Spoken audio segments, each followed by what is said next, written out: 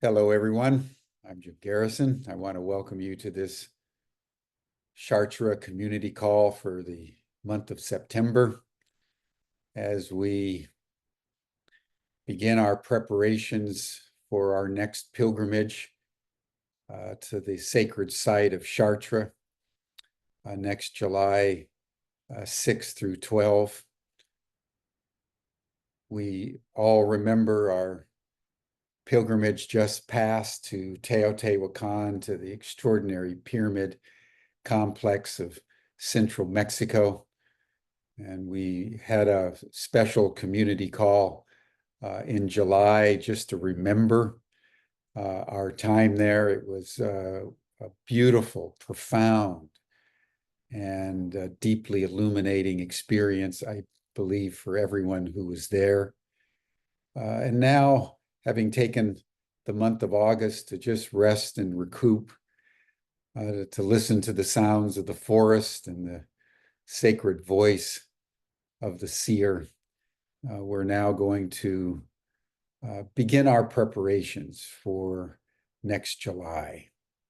And so every month from now on, we will be dealing with some aspects of our reflections together. Next year will be on the 6th of the 7 liberal arts, the liberal art of geometrica, which Pythagoras, who designed the art, along with the rest of what they call the quadrivium, musica, arithmetica, geometrica, and astronomica.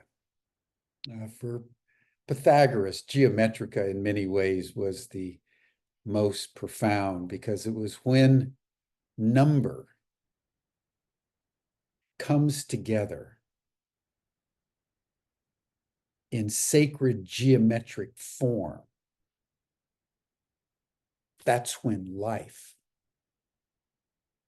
springs from the Akashic field. And that potential that's contained in the invisible realm of arithmetica, in pure number, begins to create the manifest world. So that's going to be geometrica next year. We have a very important event between now and then that is going to affect the fate of the earth in many fundamental ways, given the extremis in which we find ourselves. And that is the US election coming up on November 5th. So before we go into more detail about Chartres next year, we want to bring our attention to some of the astronomical forces, some of the astronomical alignments that, beginning now in September, are coming into focus with regards to the November election, because there are many astrologers who are saying that the astrology of this election, it is unusually potent. And so we all need to take that in. To make that introduction, I want to welcome my distinguished colleague from Persia, Banafsheh Sayyad, who's co-director of the Chartres Academy, who was the one that introduced us to the astrologer that we're going to hear from in a moment. So Banafsheh, welcome to Humanity Rising, and I turn the program over to you. Hello, Jim. Hello, everyone. Well, this is the Shard community call, Jim, but it's also where we get to rise as a humanity. So it is also humanity. Did I say Humanity Rising? You did. Oh, I am sorry, everyone. This is Chartres. Thank you. I stand corrected. Sure. Everyone, it's wonderful to be with you here today. My dear friend Caroline Casey is known to this community, but in case you are new to our community, and I see that there are new people, welcome, welcome. I'd like to say a few words about Caroline. Since 1970, Caroline has honed her craft in mythopolitical guiding and meta storytelling. inviting us to envision and create a more lovingly ingenious world. As the creator of context, she says, as host weaver of context for the visionary activist show on the Pacifica Radio Network for close to 30 years, she blends critique and solution, dedicated to exploring all that is essential for fostering democracy and cultivating a participatory relationship with the world through mythological literacy. Caroline is the author of Making the Gods Work for You, the astrological language of the psyche, and visionary activist astrology. We've asked Caroline to speak to us today about the astrology of the US presidential election coming up in November. Caroline, over to you. Welcome. Thank you so much, you adorable, beautiful person, right? So we say, never has magic been more necessary or more available. And we just define magic as a willingness to cooperate with everything. There are so many ways to participate in the fate of the world. And astrology is one of the great guiding wisdom languages of antiquity about how to cultivate in order to be a fully participatory Earth citizen. So we speak of that participation. So right now, it's not what's going to happen. It's what's available with which to cooperate. And I'm wild about an interview I heard. I'm going to find this woman, Maggie Jackson, who wrote a book, Uncertain, the Wisdom and Wonder of Being Unsure.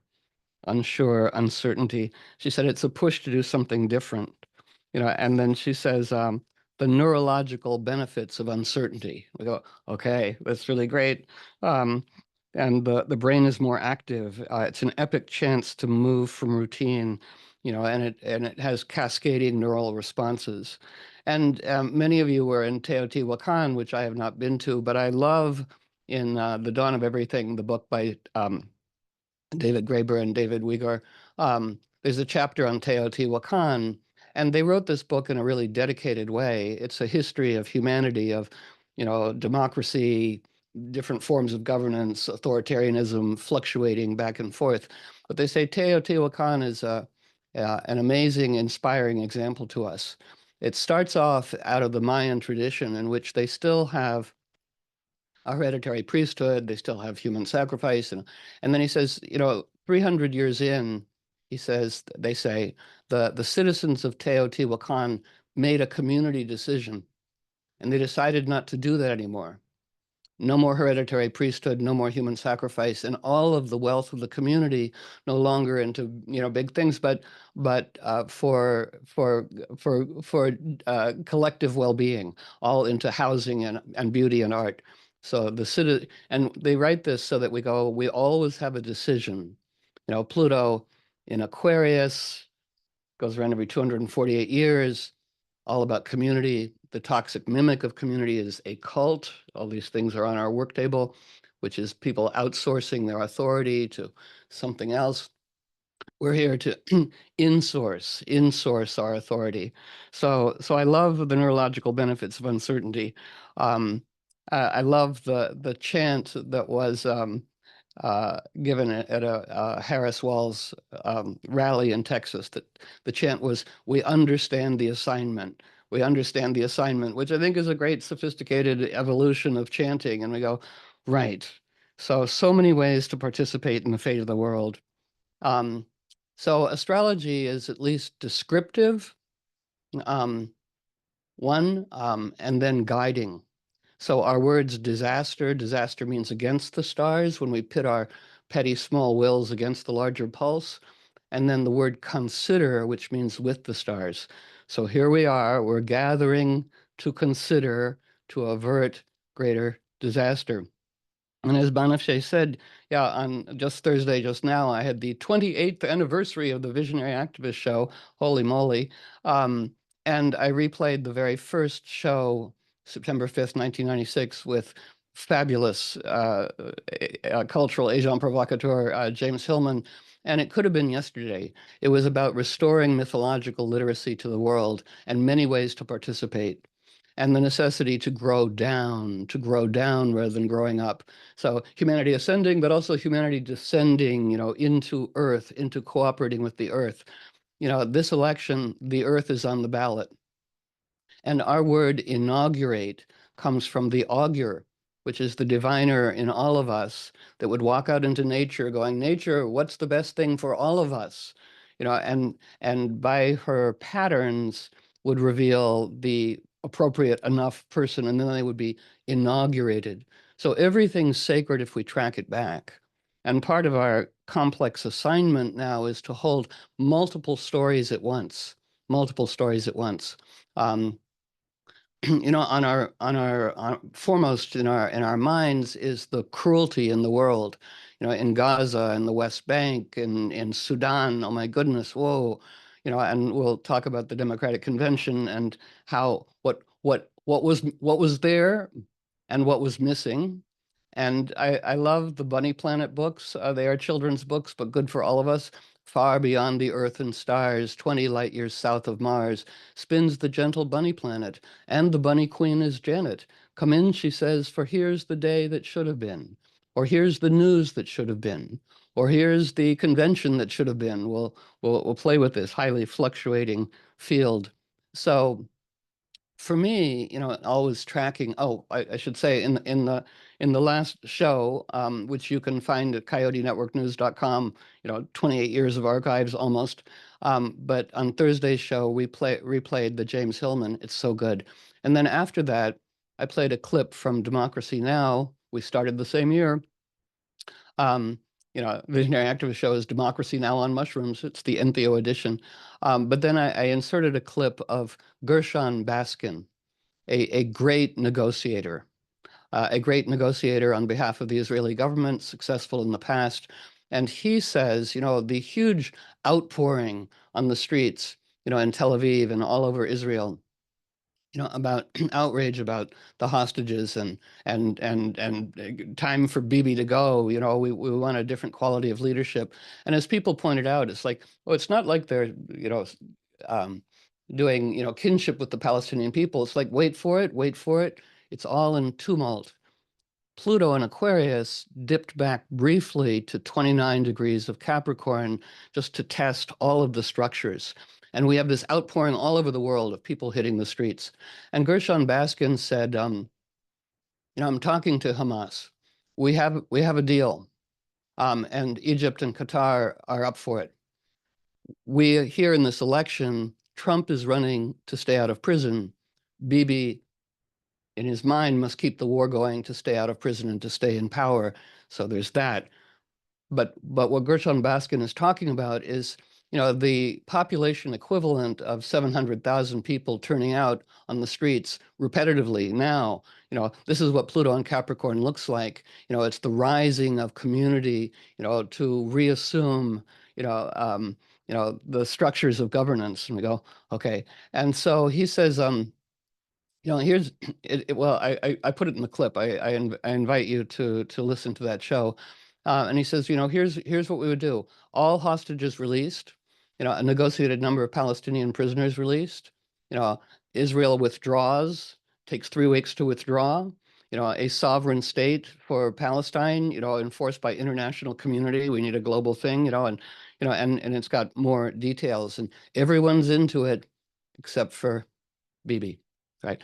So he says, we want to let this agreement be known to the populace of everywhere, to the populace of Israel, and he says, the 700,000 people, if you kind of translated it into American percentage of population, would be like 26 million people. He said, we want 1 million people on the streets going, we, like the citizens of Teotihuacan, are making a decision based on cooperating with the earth. And we go, okay, having that rise up. So for me, there's a lot of ways we can jump into, the story of now, but always tracking, right? So for our purposes right now, we're going to begin on July 21st, 2024, which was a full moon at 29 Capricorn, Sun at 29 Cancer. And Octavia Butler, a great Black science fiction writer, not with us anymore, alas, but in 1993, she wrote a book called The Parable of the Sower, and it's so prescient. That book begins on July 21st, 2024, on the full moon just behind us. And she says, she gets it all right. You know, the Earth's in crisis, things are dying, you know, there's war, women's rights or whatever, there's, you know, terrible wars breaking out, you know, a leadership crisis. And there is a dangerous and crazy autocrat who's running, and against him is running a man who is a pretty okay guy, you know, befoibled in some areas of war. I mean, she really gets it, but he is a pale ghost compared to the autocrat. So I was reading this, going, "Oh, come on in, Octavia Butler. We need that's dystopian and very accurate. We need a story rewrite. We need a story rewrite." And right before that full moon, I was about to write my Patreon notes for the Visionary Activist show. And I go, no, wait for it. Wait for it. This full moon feels really big. Ooh, whoosh. And it's our cooperating. We're in the season of Virgo now, which is critique. We enter on the equinox Libra, which is all about negotiating, all of our negotiating skills. This full moon feels big. And we're inviting in, you know, Big Mama, come on in. You know, if we don't know what to do, invite in what does. Whoosh. And it was right on that full moon on Sunday, July 21st, 2024, after I'd implored Octavia Butler, come help us write us our way out of the dystopian novel. You know, we need the fifth act of redemption of some kind. And it was on the full moon that Biden completed the prisoner exchange deal he had going with Russia, and then hands the baton to Kamala Harris. Kamala Harris, born exactly on the full moon. She's a Libra dragon, like myself. Sun at 27 Libra, moon at 27 Aries, whose image is an unexpectedly large audience for a woman who liberates them from their expectations. And go, okay, all right. The image for her son is a person in deep gloom, unnoticed, a glowing circle of angels surrounds them. And we go, okay, we're all in this dream together. And so there was that. And then she hits the ground running, moon and Aries overhead, woman leader playing a mythic role. We are here to understand that all worlds are suffusing. The mythological world is suffusing, excuse me, the political world. You know, and cooperators are standing by to help us out. So again, the multitude of stories flowing in. And I deal with a lot of progressive flack going, I'm not going to vote. And it's like, no, don't. And I love Representative Rua, a Palestinian elected to Georgia state office, who says, you know, that is such an abdication of responsibility. And most of those influencers saying don't vote, you know, it's all corrupt, you know, they live in safe blue states. They will not reap the repercussions of a kind of fascism and Project 2025 that's brewing, you know, so it's all participatory. And she's talking to Kamala Harris. There was an exclusion at the convention. We'll address that briefly. You know, but so that full moon comes in, and Kamala Harris, you know, hits the ground running. She goes, okay, and calls all the union leaders, all the unions, very important part of this election, calls all of people who might run against her, you know, hi, let's cooperate. Let's cooperate. And then, you know, in picking the VP, you know, looking at all that, and I work with my friend Patricia Ewing. We're starting up our next Election Magic Council soon. If you're on the mailing list, you'll know about it. And she said, no, you don't need to pick the VP who's going to carry the swing state. Hardly ever does that. You want to pick the best match, you know. And I go, oh, it's Tim Walz. It's Tim Walz. Both of them are Aries. Well, she's a Libra dragon. He's an Aries dragon, born 1964. So 1964 is reporting in. That was the Uranus-Pluto conjunction that described and guided the complexity of the 60s for those who were born then, for those who've been engaged in the culture of that realm. It's like a positive sleeper cell, kind of, ooh. We need the awakened imagination of everybody. We want this all-inclusive invitation. So then, you know, I look, okay, the next full moon is August 19th, and I go, that's the Democratic Convention. And it's where the sun is at 27 Leo, the moon's at 27 Aquarius. That's FDR's sun. So we go, oh, and so FDR was there too. You know, square Uranus in Taurus at 27 degrees. Uranus, nature's evolutionary trickster genius, insists on biomimicry, the wonderful work of Janine Benyus and so many people. It's the sine qua non for life on this planet. You know, and what Janine says is, rather than looting nature, let's borrow her ingenious designs and recipes. A million TED Talks. And I go, all right, so a full moon convention, you know, may it be an authentic ritual, may it be a convention, and then underneath that, deeper things, deeper things, deeper things. I was at the beach when I was watching it, so I could watch on my phone as I came out under the full moon. So as Michelle Obama spoke, the moon and Saturn conjoined exactly, going, boom, the power of the dedicated woman.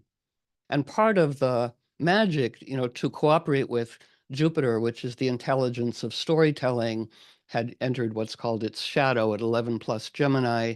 It will go forwards and then go backwards at the end of the year and see us into next year.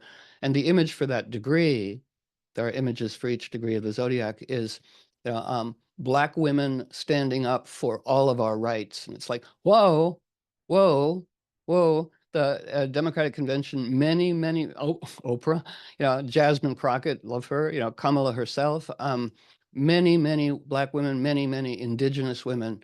And we go, ooh, there was the absence of addressing of Palestine. And Representative Ruwa was, you know, waiting, and it was like, yes, no, yes, no, yes, no. She gave her speech that she would have given outside, and it's as though in the Bunny Planet, she did that speech and that representation. Um, you know, and you know, and then we're in the Bunny Planet, what would one have, what can we conjure now? One of the things that's so egregious and poignant is that Joe Biden has been really good at rituals of grief, but it did not extend to transcend AIPAC and the complex with Israel to include the Palestinian people. But right before their inauguration, Kamala Harris and Biden convened a very powerful grief ceremony for all those who died of COVID. And it was almost entirely silent. It was at the reflecting pool. But it was one of those things where you go, ooh, this is real. This is real. So in the Bunny Planet, for here is the convention that should have been, wouldn't it have been, let's see it now, as a perfect symmetry, that they gathered together to go, the world is so full of cruelty, this cauldron of grief and cruelty that we must address, you know, into the cauldron, and to ladle out and invite the best parts of humans cooperating with nature, you know, with everything we love in nature. Let's all of us it's a dedicated vowing time to be cultural agents on behalf of what we love in nature, our affinity with, you know, animals and plants and flora, fauna, fungi, because the earth is on the ballot in this election.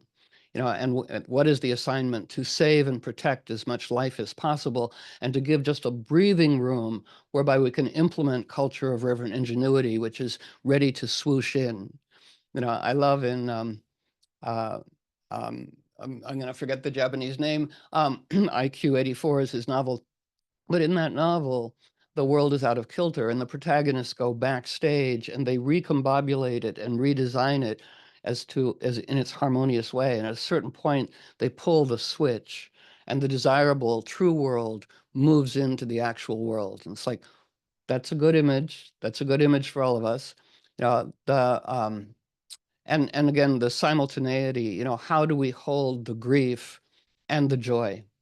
You know, and it's a very jumpy time. The debate tomorrow is a grand square, or on Tuesday is a grand square in mutable signs. We can feel this in ourselves, like woo, the multiplicity of stories.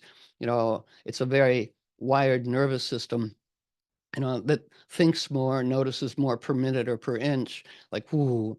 But the instructions, the guiding is there for all of us to Saturn, to dedicate to dreeing our weird, to playing our role in culture. You know, and Saturn is the god of cool, and just part of what I use all the time, but here, let's do it. The word cool, popularized by jazz musicians in the 40s, is a Yoruba word, Africa, Yoruba, and it meant completely responsible. The cool guy or the cool Gaia takes care of the community. The cool musician is just the instrument, the musician, and the divine, no overplaying. And that's over and over again. It's not performance, it's dedicated magic. And even this election is dedicated magic. To see the desirable outcome, internal dedication magnetizes outward opportunity to do something, to talk to people, to engage people, to participate, right? Not complaining. There were so many people complaining, and then I found myself, of course, complaining about people complaining, right? We go complaining into Pluto's cauldron, and ladle out participation. And Uranus, trickster genius, says to all of us, against all odds, impossible, necessary miracles are more likely. Million to one chances crop up 9 times out of 10 when your heart is dedicated. And so the Yoruba said the word cool, or kulu kulu, also means cool like temperature, as it does in English. And they said, we can do this now, to imagine our heads as cool, temperature, just cool. And all the heat in the head goes to the heart, which is where it belongs. So it's cool head, warm heart, opposite of road rage, right? Which is hot head, cold heart. So cool, cool, cool.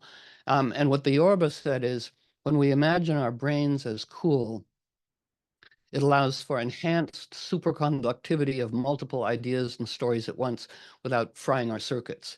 It's very useful practice now, cool, cool, that we are agents of cool out, we say to react to anything is not free. To cultivate an ever larger repertoire of responses is to ally ourselves with nature's ingenuity. So the next full moon will be, I have it here in some crucial note, but it'll be a lunar eclipse on the 17th. That's what it is. Yeah. A lunar eclipse, so all these full moons, we're tracking them. These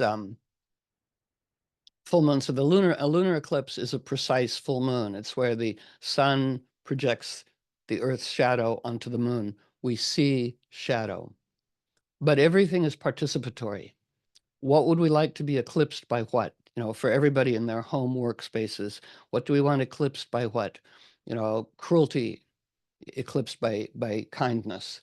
And that was something also to hold simultaneously the terribleness of Gaza, and the authentic, like, woo, underneath all the political, the actual magic of community coming alive at the Democratic Convention, in pretty strong contrast to the Republican Convention, which I did watch Trump's meandering. And remember that, from the 1400s, the word trumpery means that which is false and deceitful and flashy, but has no value. It's in the word. It's like the gods are trying to make it very simple cartoon for humans, going, here you go, voting for this chance, and again, that idea of participation.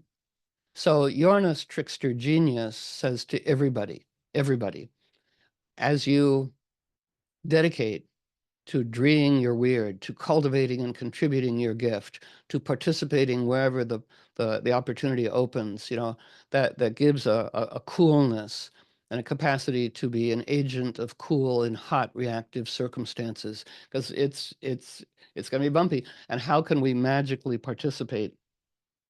So, for instance, we can tell it's a wild ride. So we want to be cool, calm, focused, dedicated, insourcing our authority, which is Saturn.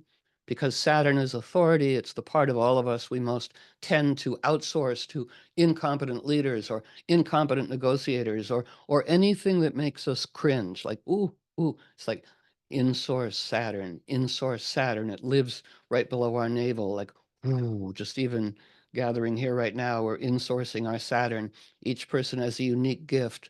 This is such a powerful time. And of course, it doesn't stop with the election. It's like, keep going. And to many people going, just vote for Kamala and argue with her later, just a little bit of room. And then I just want to sort of honor Tim Walls, an Aries dragon, 1964, again, 1964. So it's a 2-dragon ticket. I go, all right. And I loved him. His Jupiter, Joy, in Aries is on her moon. It's like they're an indefatigable team, but he is such a richly cultivated person. And if we look deeper, it's like he's somebody who could really negotiate peace, not war, with China. He spent 20 years taking high school kids to China. It's why he bows. You know, he first taught on the Pine Ridge Native American Reservation. And yes, there's critiques and things. We've been addressing that on all the shows, you know, but still, you know, a kind person whose family loves him. And I love in one of the last interviews, before he was chosen, somebody said, "What are you reading now?" And he goes, "I'm reading The Secret Life of Men." It's and I looked that up, and it's like, oh, it's an African novel, literary intrigue with enormous complexity. I'm like, how interesting. And I'm reading a book, he said, on nuclear accidents to keep me up, and I'm reading Somerset Maugham. I'm like, cultivated, so cultivated.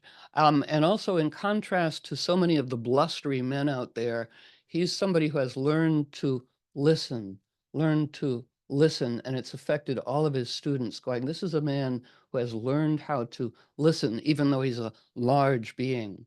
So here comes this, and then just to address right now, you know, the debate. I watch news or the debate, you know, with candles going and whatever the thing is, and for all of us, you know, metaphoric agility, the Saturn appointment that we all have right now is like waking up in the morning going, here's me, each one of us, each one of us. There's the outer structure of our life. Do they match? Do they match? You know, and everything is fine. I mean, these are ongoing things, but it's a deep appointment for all of us now. And to the extent that it doesn't match is useful. It's an irritant, and we go, it's a giant grain of sand in our giant oyster selves, and we're going to make a pearl out of this thing. And we go, right. So this deep, deep, powerful dedication gives us stability, someplace to stand calm, to be agents of calm at this wild time. I go, and Uranus says to each one of us, I am your booking agent. Me and Jupiter represent your booking agent. Saturn's job for all of us is to dedicate to the desirable what in our own personal lives and the collective life, and to see politics as a realm of sacred theater. The Greek word idiotus, from which we get idiot, meant somebody who is so dingy as to not participate in collective well-being. And for people who go, oh, I don't pay any attention to politics, I'm a spiritual person, we go, let's just define, power of Saturn, politics as a dedication to collective well-being. Let's just put it right there. You know, and all of our lives are spiritual detective novels, and every single chapter of all of our lives are reporting in right now. So I was born into a political family. I was disabused of the glamour of political power early, going, these guys, and got very radical, and then engaged in, you know, the miracle of entheogenic support, right? And then off to become an astrologer. So I've been assigned to tease between the worlds. The radio show I've been doing for 28 years is from Washington to KPFA in Berkeley and the rest of California, and then out there on a podcast. But to weave what they represent, you know, in its good sense, what does Washington represent? Meaning actual incarnational structure, you know, and the kind of goodness of California going to and fro. They need each other.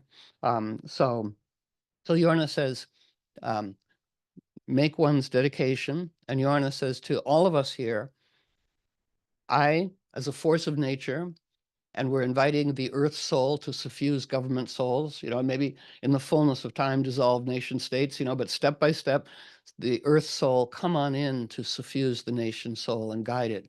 That the earth herself, you know, inaugurate is coming in, and what can we do to protect and save as much life as possible? You know, so, you know, Uranus says, here's the deal. You know, I am nature's evolutionary trickster genius. Therefore, I have no category about success, fail. I'm experimental. Let's put big ears on this mammal and see if it lives for a couple million years, right? So it's like, try that, nope, try that, nope, try that, oof, yeah. And so Uranus says, let's all entertain the possibility that we're moving into a helpful, synchronous field of enhanced superconductivity.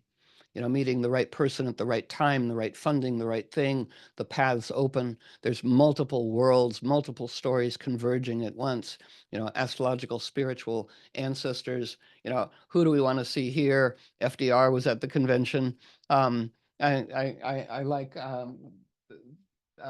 Well, who do we want to invite in? I want to invite in Harriet Tubman, a great animist, and just briefly a little bit about.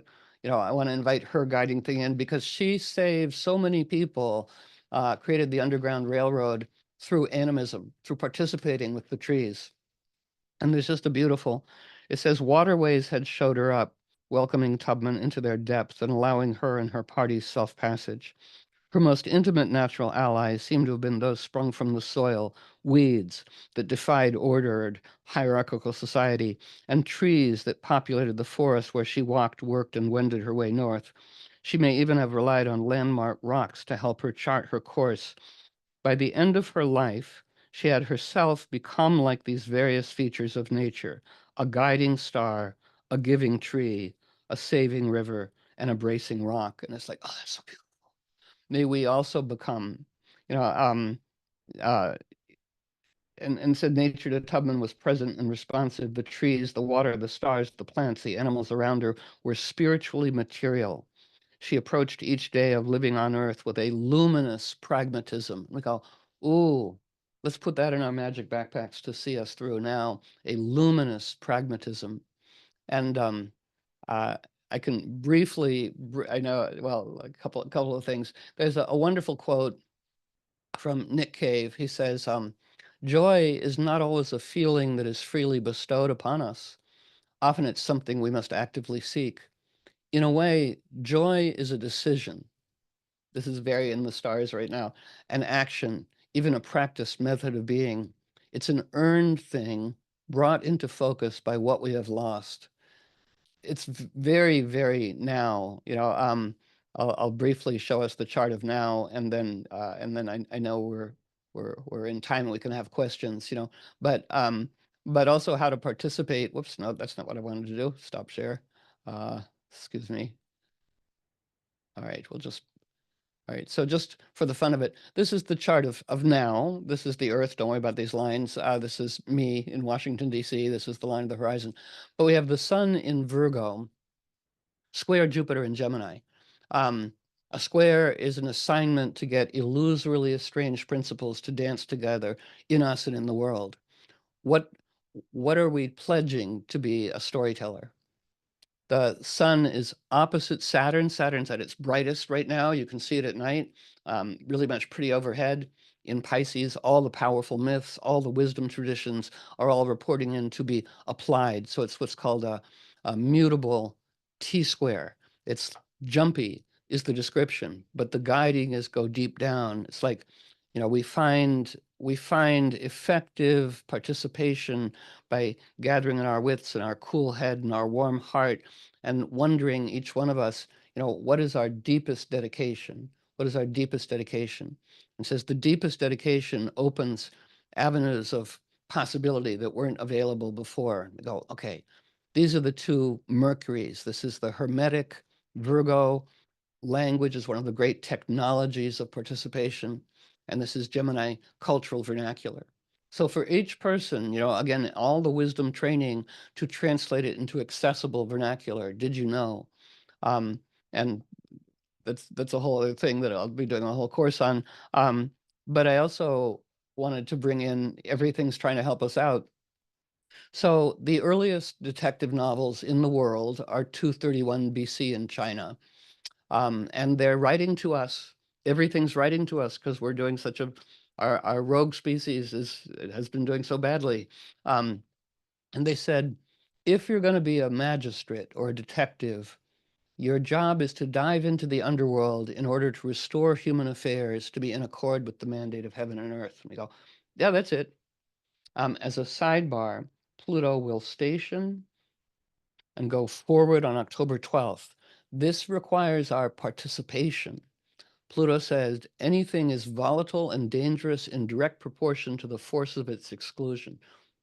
So we want to invite it. We draw on all the ancient teachings that always invite the demons, cooperate with everything, negotiate with everything. Um, and it's one of our, we go, let anything up to no good be revealed, rendered harmless, and in the fullness of time be an occasion for mirth. Useful, put that in your magic backpack. Um, Pluto will be in Capricorn, testing our governance, testing structures, more out there. Everything needs its guiding story. That's where all of us come in.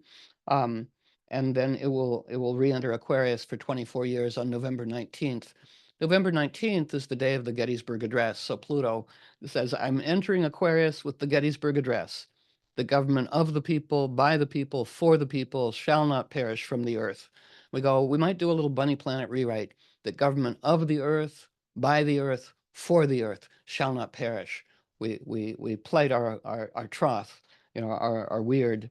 And so the detective novel said, if you're going to do that, if you're going to dive into the underworld to restore equilibrium to the world, it's good to have a couple of buddies, equally perspicacious, who maintain a jaunty attitude.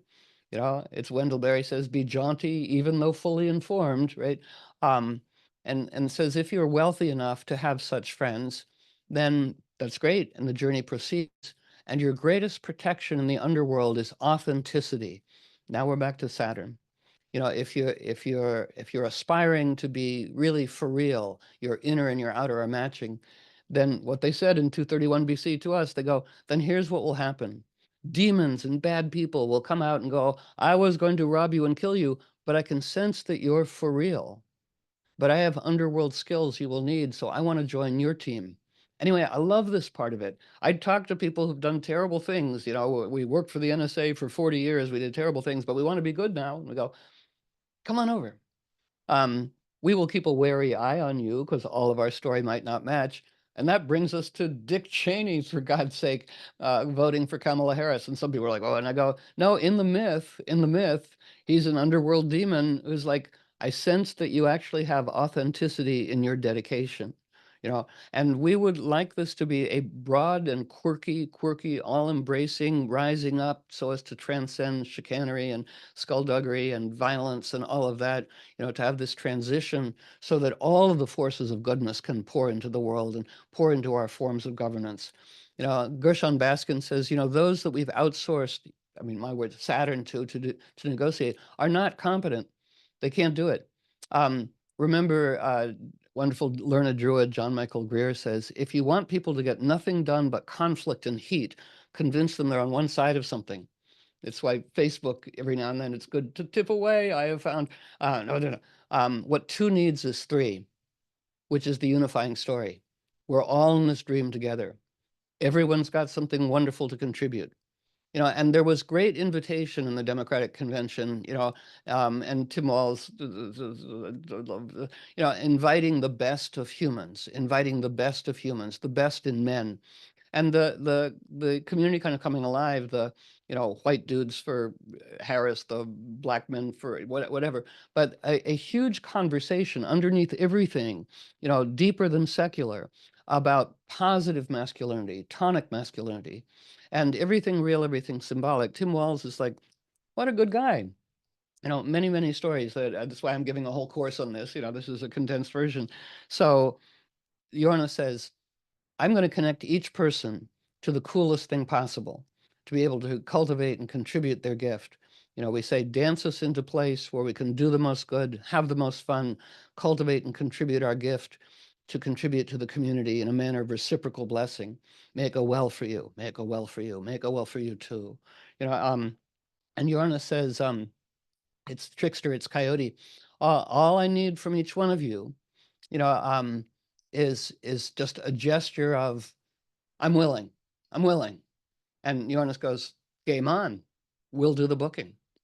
And the backstage gods are like, oh, look, and the humans have run out of certainty. A round of applause. That's so wonderful. Now they're available to mystery. So available to mystery and willing to participate. You know, that's the magic thing that opens the door. We are available to mystery and willing to participate in all the ways possible. There we have it for the moment. Anyway, it's a brief little microdose of now, and it can go on. And that's why I'm giving courses that are starting in coyotenetworknews.com. You can find all kinds of stuff and the radio shows as well. So there. But questions are most welcome in the chat. That was amazing, Carol. Yes, Gershon Always. Baskin. Yes, Elizabeth says Gershon Baskin. Yes, check him out. Do a search. Gershon Baskin is a pragmatic mystic negotiator. You know, and he says once the populace knows, then you'll get 1 million people pouring out. You can have all the hostages back if you do this thing and this thing, and it's like, all right, we transcend corrupt leadership. Gershon Baskin, exactly. You spelled it right. Thank you so much, Caroline. Amazing the way you weave in so many stories and bring it all together in showing us how we have real agency, and it's not just through our physical participation. It's also our energetic participation. Yes. That creates the change we want to see. Thank you so much for your poetic, as always, storytelling. And please put your website in the chat for people so they can check out the courses you mentioned. Yeah, the courses, and also the last week's show has everything. It's like mythological literacy, magical participation, super smart, and Gershon Baskin. You know, it's like here and here. So I will do that right now. But yeah, so many ways to participate, but participating is key. You know, and that's why into the cauldron, exasperation, going, I don't know about politics. I'm not going to vote, or the other, I'm going to vote third party. It's like, we'll talk about that. Okay, all right. So yeah, so yes, all of that, but Jim, what do you have any comments for Caroline? Thank you, Caroline. Well, I have lots of comments. I'm also mindful of time, so yes, my one comment, Caroline, is along the following lines: that when one thinks of the astrology, would I be correct in thinking that Pluto's return after 248 years, I would think that Pluto's return would be the dominant astrological influence on the election? right. We don't use the word dominant so much, but it's a part of it. Complexity. So when this country was born, Pluto was at 27 degrees of Capricorn. So it's revisiting that pretty closely, and it says, do you want to continue this democratic experiment, or do you want autocracy? Which do you prefer? Take your pick, right? So, and it requires the earth. It requires restructuring, our forms of governance and our forms of leadership based on models provided by nature. And that's brewing, and each person to think that. So yes, and that's 27 Capricorn. The full moon convention was Sun at 27 Leo, Moon at 27 Aquarius. That's also FDR. Uranus at 27 Taurus. Trining that, going, a cauldron of death or rebirth. Again, take your pick. We're always voting for reality. By every word, every thought. How we spend our money. It's all a vote. And vote and devote are related. And just one little thing, when I was in South Africa a long time ago, had a great friend, Ishmael, my guide and mentor, and he'd been a member of the ANC, and he said people were amazed, when Nelson Mandela emerged not bitter, to see everything deeply and love it with a kind heart. It's like, ooh. And he said, and we were going to vote for the first time, and we thought it was a sham. We thought it was bogus, and that they were all going to kill us all, but we were going to vote anyway. Come on, American white people. It's like people have put their lives on the line. Black people in this country, Yes. face death Yes. to vote. Yeah.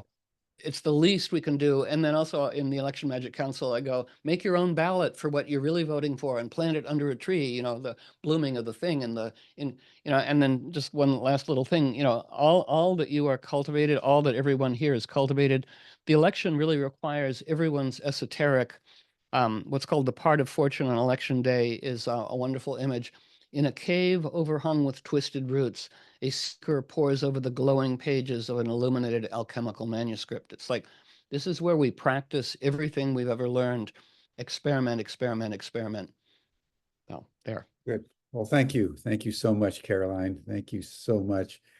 Let me just say a quick word, everyone, about Chartres next year, then I'll turn it back to Banafsheh, who will make a few comments and then close us out.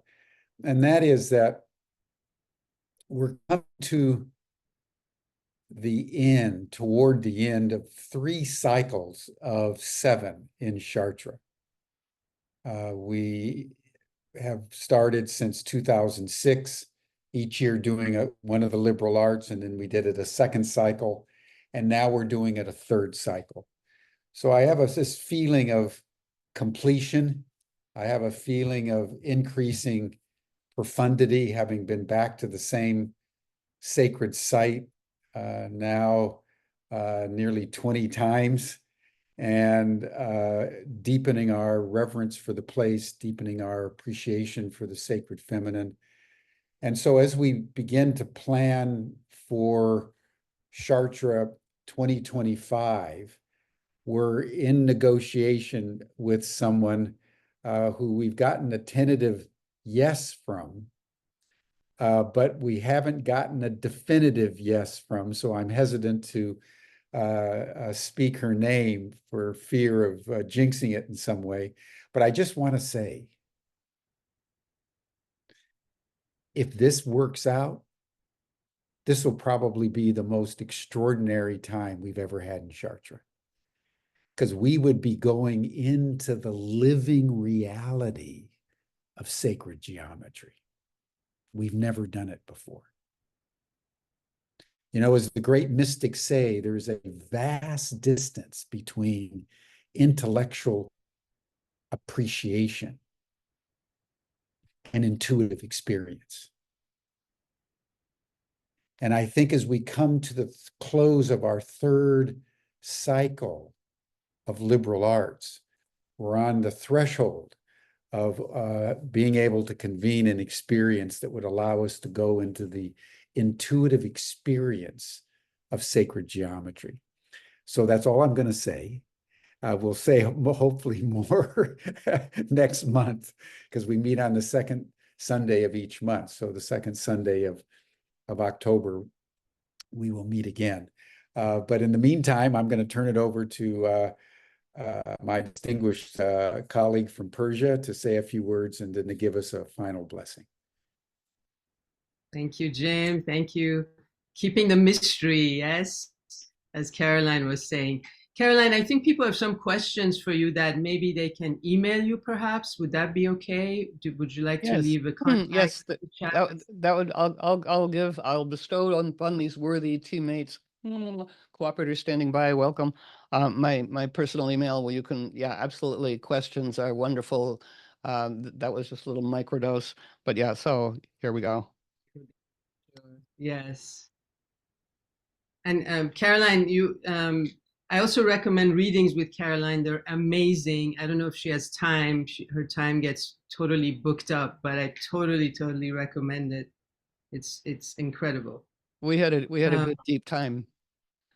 We did. Well, it's just we want everybody's skills all humming, right? Get everybody all humming and ready. Yeah. So beautiful the way you say it. Thank you, Caroline. So everyone, Katie has also put a link in the chat about a free event that I'm going to do on Tuesday before the election, before the debate. And speaking about luminous pragmatism that Caroline mentioned, this is going to be about, I'm going to talk about activating the light body and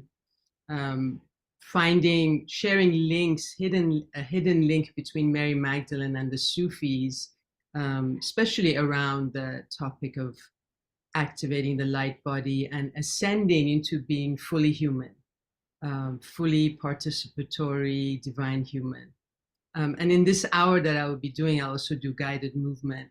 I'm going to do a little practice called Rose of Light, which is about opening the heart like a rose emitting light. So in closing, there's a poem by a woman called L.R. Nost that I've been inspired by. She says, "Here's to the bridge builders, the hand holders, and the light bringers, those extraordinary souls wrapped in ordinary lives who quietly weave threads of humanity into an inhumane world. They are the unsung heroes in a world at war with itself. They are the whisperers of hope that peace is possible. Look for them in this present darkness. Light your candle with their flame, and then go, build bridges, hold hands, bring light to a dark and desperate world. Be the hero you are looking for. Peace begins with us." Thank you so much, everyone. Until next time, love to Banafsheh. you. Thank you, Caroline. Thank you, everyone. See you next month. We'll be in touch. Bye-bye. On Tuesday, hopefully. Bye.